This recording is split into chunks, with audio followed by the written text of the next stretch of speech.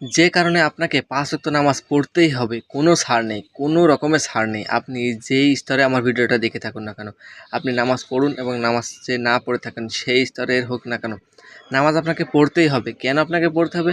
আমাদের অধিকাংশ মানুষ আমরা অন্যান্য গুনাহকে গুনাহ মনে করি, কিন্তু এক ওয়াক্ত নামাজ না পড়াকে গুনাহ মনে করি না।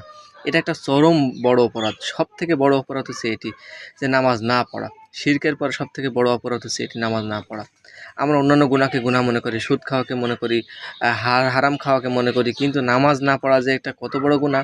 রাসূল সাল্লাল্লাহু আলাইহি সাল্লাম বলেছেন যে, যে ব্যক্তি নামাজ ত্যাগ করলো সে কুফরি করলো। তার মানে কি? সে অস্বীকার করলো। আর অস্বীকার করা মানে সে মুসলিম থাকলো না আর। সে একদমই মুসলিম থাকলো না, সে কাফির হয়ে গেল। তো এইটা সবথেকে বড় গুনাহ। এই কারণে আপনাকে ১ ওয়াক্ত নামাজও কাজা করা যাবে না। ৫ ওয়াক্ত নামাজ পড়তেই হবে। কোনোভাবে মিস করা যাবে না। তো সবাই আসুন ইনশাআল্লাহ সবাই ৫ ওয়াক্ত চেষ্টা করি। আসসালামু আলাইকুম ওয়া রাহমাতুল্লাহ।